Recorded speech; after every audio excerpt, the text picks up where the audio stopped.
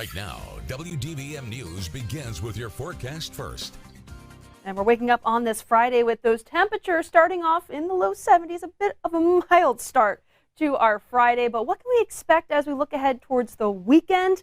Well, it looks like we're going to be tracking that potential chance for a few more scattered rain showers, but we're not tracking a washout by any means, but you may need that umbrella if you are heading out for Saturday and as well as Sunday. I'll be timing it all out with a full look at that forecast coming up in just a bit.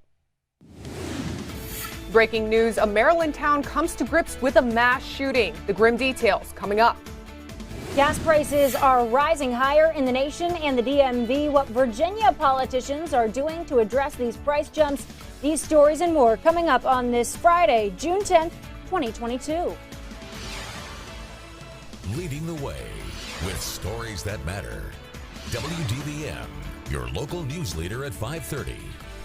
Good morning and thanks so much for joining us. I'm Randy Bass. And I'm Elise Kim. We have the latest details from overnight on this tragic mass shooting in Smithsburg, Maryland.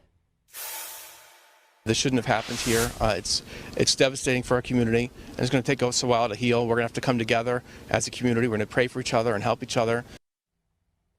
Breaking news on edge this morning. Smithsburg, Maryland becomes the next U.S. town trying to come to grips with a mass shooting. Here's what we know as we come on to air. 3 people are dead and 3 others are injured, including a state trooper and the suspected gunman. Maryland State Police released more on that trooper overnight. He is a 25-year-old veteran of the department and is assigned to the Criminal Enforcement Division, Western Region. State police say he is out of the hospital this morning. The FBI and ATF will be back at Columbia Machine Incorporated today, where the violence broke out yesterday afternoon. The unknown right now, why the gunman opened fire.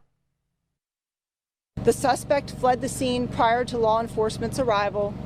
The description was quickly released to the additional responding units, and the vehicle was encountered by a Maryland State Police trooper. Gunshots were exchanged between the suspect and the trooper. Both were injured and transported for medical treatment.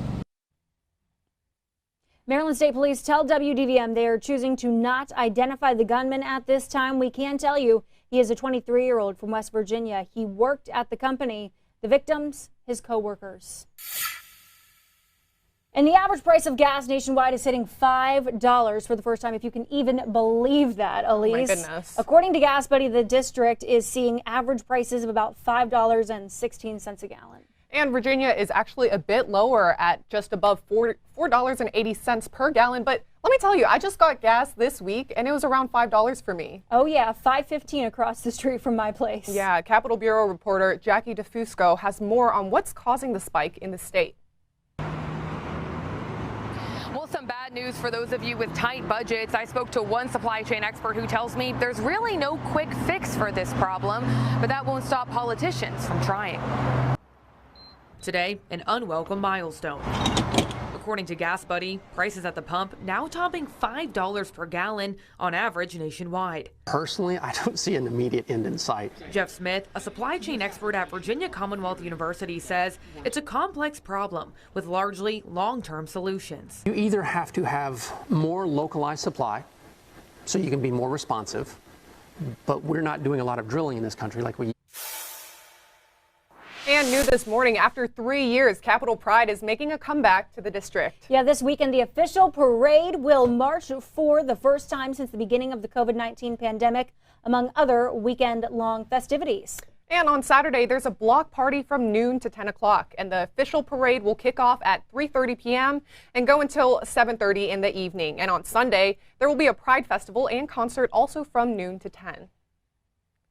And now here's a sweet love story. Watch the reunion of a Korean War veteran from Woodbine, Iowa, and his first love 70 years after losing touch. 91-year-old Dwayne Mann met his first love, Peggy Yamaguchi, in 1954 when he was stationed in Yokosuka, Japan. Now, Peggy was pregnant when Dwayne got orders that the Navy was returning him back to the States, and he promised Peggy he would return to marry her, but later discovered his father spent his savings when he returned from the Korean War. His mother burned the letters Peggy sent, except for one which says she lost the baby and met someone else. I've thought about that all my life, that I worried that you thought that I abandoned you.